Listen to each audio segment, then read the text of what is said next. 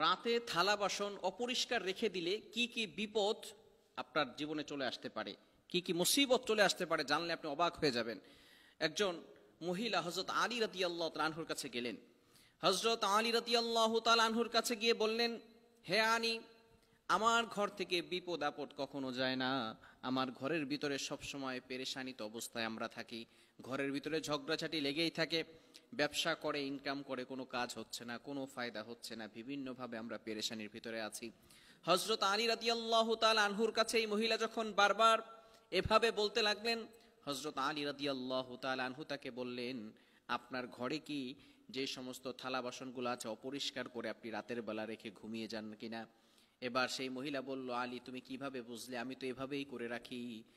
হযরত আলী রাদিয়াল্লাহু তাআলা আনহু বললেন, আমি নবীজি সাল্লাল্লাহু আলাইহি ওয়াসাল্লামের মুখ থেকে শুনেছি, যারা ঘরের ভিতরে অপরিষ্কার করে পরিষ্কার রাখে, অপরিষ্কার করে ঘরের ভিতরে থালা বাসন রেখে দেয়, তাদের ঘরের ভিতরে বরকত আসে না, সেই ঘরের ভিতর থেকে আল্লাহ বরকত উঠিয়ে নেয়।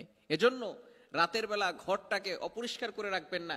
যে থালা বাসনগুলো আছে এগুলো অবশ্যই আপনি ভালো করে গুছিয়ে সুন্দর করে পরিষ্কার পরিচ্ছন্ন করে রাখবেন। কেননা রাতের বেলা কিন্তু ফেরেশতারা আপনার ঘরের ভিতরে নাজিল হতে পারে, রহমতের ফেরেশতারা আসতে পারে। বিশেষ করে ফজরের সময় রহমতের ফেরেশতারা আসমান থেকে দুনিয়াতে নাজিল হয়, প্রত্যেক ঘরে ঘরে পৌঁছে যায় এবং এই ফেরেশতাগুলো মানুষের জন্য রিজিক বরাদ্দ করে নিয়ে আসে। সে সারাদিন ভালো রিজিকের ব্যবস্থা করে, কিন্তু যখন মানুষগুলো ঘুমিয়ে থাকে এবং ঘরগুলো অপরিষ্কার থাকে, পরিচ্ছন্ন থাকে না, ফেরেশতারা কিন্তু এই পরিষ্কার জায়গা ছাড়া ঢুকতে পারে না, দুর্গন্ধের জন্য সেখান থেকে বের হয়ে যায়। এজন্য অবশ্যই থালা বাসনগুলো ঢুকিয়ে রাখতে হবে। শুধু তাই নয়, রাসূল সাল্লাল্লাহু আলাইহি সাল্লাম ১৫০০ বছর আগে আমাদেরকে নিষেধ করে দিয়েছেন।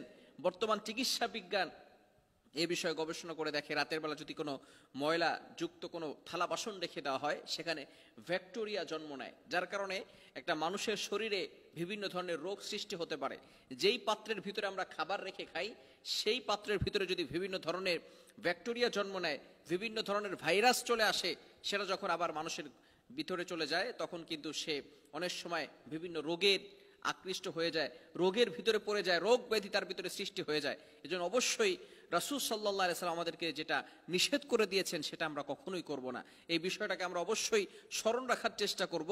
আমরা অবশ্যই থালা বাসন নয়, সব কিছুই আমরা পরিষ্কার পরিচ্ছন্ন করে রাখবো।